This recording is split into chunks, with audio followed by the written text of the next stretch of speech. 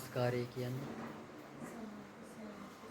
නමෝ තස්ස භගවතෝ අරහතෝ සම්මා සම්බුද්දස්ස නමෝ තස්ස භගවතෝ අරහතෝ සම්මා සම්බුද්දස්ස නමෝ තස්ස භගවතෝ අරහතෝ සම්මා සම්බුද්දස්ස බුද්ධං සරණං ගච්ඡාමි. බුද්ධං සරණං ගච්ඡාමි. ධම්මං සරණං ගච්ඡාමි. ධම්මං සරණං ගච්ඡාමි. සංඝං සරණං ගච්ඡාමි. සංඝං සරණං ගච්ඡාමි. ဒ ුතියම්පි බුද්ධං සරණං ගච්ඡාමි. ဒ ුතියම්පි බුද්ධං සරණං ගච්ඡාමි. ဒ ුතියම්පි ධම්මං සරණං ගච්ඡාමි. ဒ ුතියම්පි ධම්මං සරණං ගච්ඡාමි. ဒ ුතියම්පි සංඝං සරණං ගච්ඡාමි. ဒ ුතියම්පි සංඝං සරණං ගච්ඡාමි. තතියම්පි බුද්ධං සරණං ගච්ඡාමි. තතියම්පි බුද්ධං සරණං ගච්ඡාමි. තතියම්පි ධම්මං සරණං ගච්ඡාමි. තතියම්පි ධම්මං සරණං ගච්ඡාමි. තතියම්පි සංඝං සරණං ගච්ඡාමි. තතියම්පි සංඝං සරණං ගච්ඡාමි. පාණාතිපාතා වේරමණී සික්ඛාපදං සමාදියාමි. පාණාතිපාතා වේරමණී සික්ඛාපදං සමාදියාමි. අදින්නාදානා වේරමණී සික්ඛාපදං සමාදියාමි. අදින්නාදානා වේරමණී සික්ඛාපදං සමාදියාමි. කාමේසු මිච්ඡාචාරා වේරමණී සික්ඛාපදං සමාදියාමි. කාමේසු මිච්ඡාචාරා වේරමණී සික්ඛාපදං සමාදියාමි. මුසාවාදා වේරමණී සික්ඛාපදං සමාදියාමි. මුසාවාදා වේරමණී සික්ඛාපදං සමාදියාමි. සුරාමේරය මජ්ජපමා දට්ඨානා වේරමණී සික්ඛාපදං සමාදියාමි. සුරාමේරය මජ්ජපමා දට්ඨානා වේරමණී සික්ඛාපදං සමාදියාමි. සාදු කියන්න.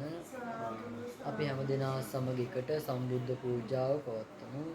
නමෝ තස්ස භගවතෝ අරහතෝ සම්මා සම්බුද්දස්ස නමෝ තස්ස භගවතෝ අරහතෝ සම්මා සම්බුද්දස්ස නමෝ තස්ස භගවතෝ අරහතෝ සම්මා සම්බුද්දස්ස නිවේදයාමි සම්බුද්ධං විතරාගම් මහා මුනින් නිමන්තයාමි සුගතං ලෝකජෙට්ටං නරාසබං සුගන්ධං සීතලං කප්පං පසන්න මధుරං සුපානීයමේ තම් භගවා පතිගන්හාතු අදිවාසේතුනෝ බන්තේ ගිලාන පච්චයන් අනුකම්පං උපාදාය පතිගන්හාතු මුත්තමං අදිවාසේතුනෝ බන්තේ සබ්බං සද්ධාය පූජිත් අනුකම්පං උපාදාය පතිගන්හාතු මුත්තමං පූජේමි බුද්ධං කුසුමේන නේන පුඤ්ඤේන මේතේන ලබාමි උප්පම් මිලායාති යතායි ධම්මේ කායෝ තථායාති විනාශ සුගන්ධිකාය වදනං අනන්ත ගුණ ගන්ධිනා සුගන්ධිනාහං ගන්ධේ පූජයාමි තථාගතං ඝනසාරප්පදිත්තේන දීපේන තමදංසි තිලෝක දීපං සම්බුද්ධං පූජයාමි තමෝනුදං වන්දාමි චේතියං සබ්බං සබ්බඨානි සුපතිට්ඨි ශාරීරික ධාතු මහා බෝධින් බුද්ධ රූපං සකලං යස්ස මූලේ නිසින්නෝව සබ්බාරි විජයන්නක් පත්තෝ සබ්බං යුතං සත්තා වන්දේ තම් බෝධිපාද ඉමේ ඒතේ මහා බෝධි ලෝකනාතේන අහම්පිතේ නමස්සාමි බෝධි රාජා නමස්තු කායේන වාචා චිත්තේන පමාදේන මයාකත් අච්චයං කමනේ බන්තේ භූරි පඤ්ඤ තථාගත කායේන වාචා චිත්තේන පමාදේන මයාකත් අච්චයං කමනේ ධම්ම සම්දිට්ඨික කායේන වාචා චිත්තේන පමාදේන මයාකත් අච්චයං කමනේ සංඝ සුපටිපන්න අනුත්තර සාදු කියන්නේ දානං තානං මනුස්සානං දානං දුග්ගති නිවාරණං දානං සග්ගස්ස සෝපානං දානං සම්ති සුඛං පරං අද දවසේ මේ පින්වතුන් මේ වෙලාවේ සූදානම් වෙන්නේ ඊටමත් වටිනා කියන දානමය පුණ්‍ය ක්‍රියාවක් සිද්ධ කරන්න. මේ පින්වතුන් බලාපොරොත්තු වෙනවා මීට වසර 5කට පමණ පෙර ආතුව මිය පරලෝ යන්නට යෙදුන යමුනා සරෝජනී වීරක්කොඩි ඒ ආදරණීය භාර්යාවට ඒ ආදරණීය මෑණියන්ට පුණ්‍යානුමෝදනා කරන්න ප්‍රධාන අරමුණු විදිහට තබාගෙන අද දවසේ මේ පින්වතුන් මේ පින්කම සිද්ධ කරනවා. ඒ වගේම තමයි පියසීලී මෑණියන් ගිල්මන් වීරක්කොඩි ඒ පියතුමාට ඒ වගේම ජෝසප් මාකස් හෙට්ටිහේවා ඒ පියතුමාට ගිහාන් මල්රාජ් හෙට්ටිහේවා ඒ සහෝදරයාට පුණ්‍යානුමෝදනා කරන්නත් බලාපොරොත්තු වෙනවා. පින්වතුනි බුදුහාමුදුර අපිට දේශනා කරන්නේ දානන්තාන මනුස්සාන. දන් දෙන එකෙන් මිනිසයාට හාත්පසින්ම ආරක්ෂාවක් සැලසෙනවා. දානං දුග්ගති නිවාරණ. ඒකෙන් දුගතියට යන්න තියෙන මාවත ආවරණය කරනවා. දානං සග්ගස්ස සෝපාන.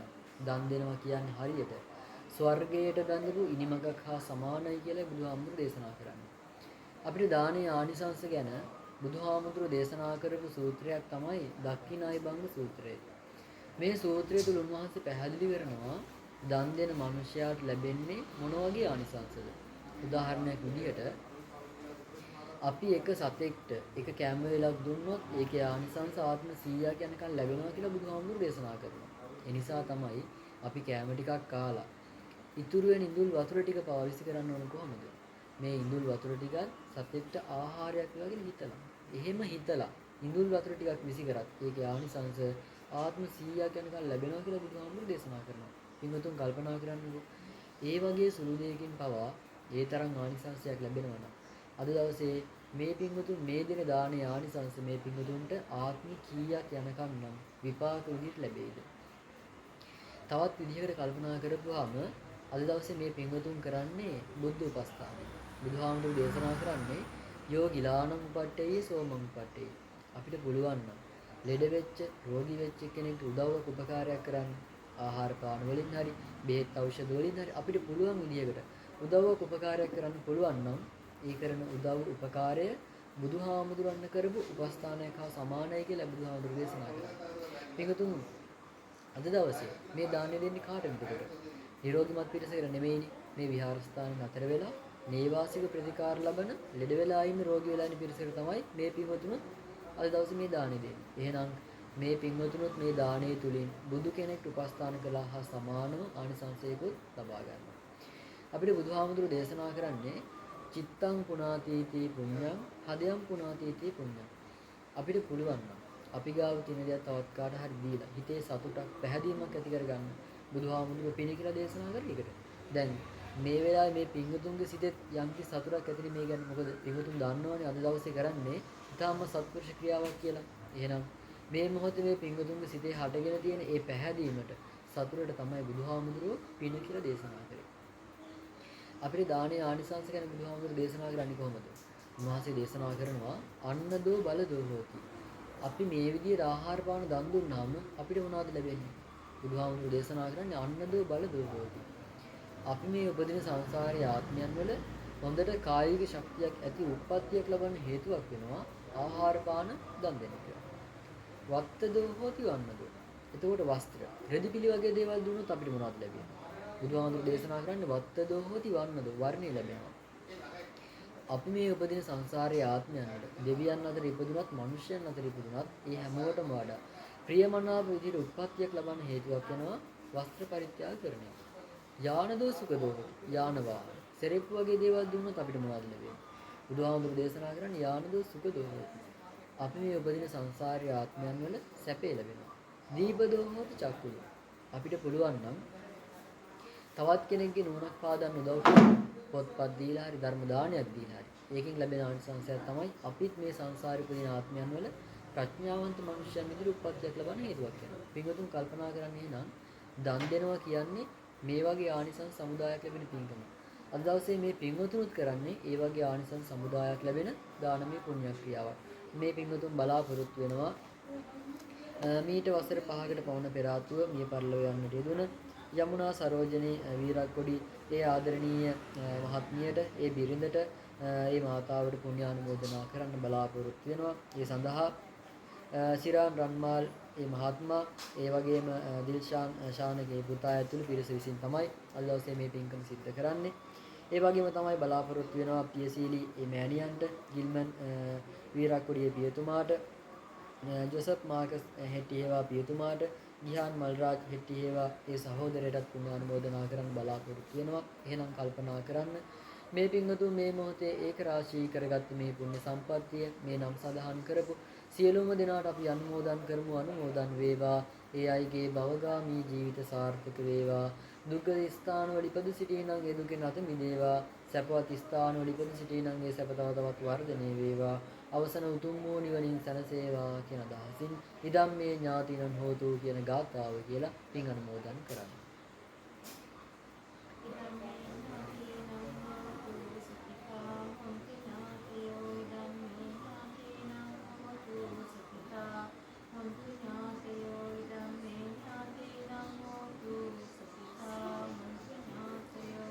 ඒ වගේම තමයි මේ සම්බුද්ධ ශාසනය රට දැය ආරක්ෂා කරන සියලුම දෙවි දේවතාවුන් වහන්සේලාටත් මේ පින් අනුමෝදන් කරමු. අනුමෝදන් වේවා. උන්වහන්සේලාත් ප්‍රාර්ථනීය බෝධියකින් සැනසේවා කියන අදහසින් සාදු කියන්න. උතුම් වූ තුනරුවණින් ඔබ හැම දෙනාටමත් පවුල් වල හැම දෙනාටමත් යහපතක් ශාන්තියක් සැනසෙල්ලක්ම වේවා. කරන කියන කටයුතු සියල්ලක්ම ਸਰව ප්‍රකාරයෙන් සාර්ථක වේවා. අපලු පද්‍රව දුරු වේවා. ඉගෙන ගන්න ධර්ම නුදුරන් වේ නම් ඒ සෑම දිනාගේම අධ්‍යාපනික ජීවිතය සාර්ථක වේවා. කිසිදු ස්වභාවික ව්‍යසනයකට ලක් නොවේ නිරෝගීමත් ජීවිතයක් ගත කරන්න හේතු වේවා. අවසන උතුම් වූ නිවන් සුව ලබා ගන්නට මේ කුසල් මේ පින්කම් හේතු වාසනා වේවා. වෙඳ ගන්න. සබ්බේ ජන්තු සබ්බ රෝගෝ විනස්සතු මාතේ භවතන්තරායෝ සුඛී දීඝායුකෝ භව භව සබ්බ මංගලං රක්කම් සබ්බ දේවතා සබ්බුද්ධානුභාවේන සබ්බ ධම්මානුභාවේන සබ්බ සංඝානුභාවේන සදා සුඛී වන්තු තේ.